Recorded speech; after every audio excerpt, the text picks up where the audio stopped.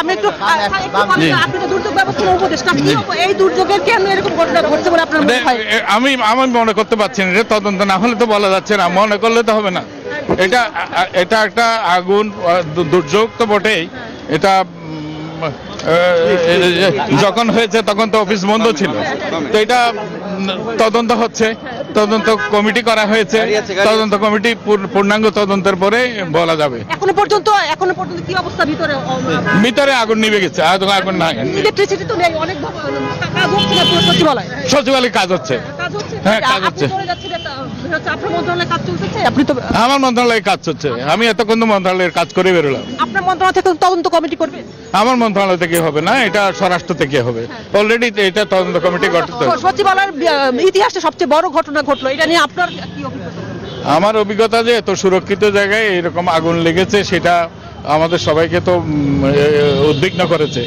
তো আশা করছি যে পূর্ণাঙ্গ তদন্তের পরে এটা খুব অতি দ্রুত এটা জানা যাবে, সবাই আমরা বুঝতে পারবো যে কেন এই আগুনটা কিভাবে হয়েছে এটা।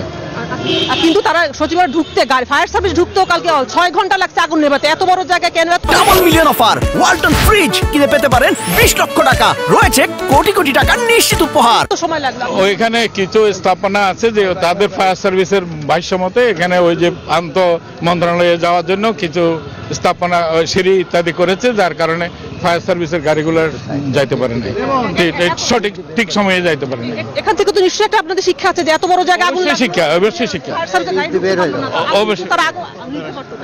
হ্যাঁ,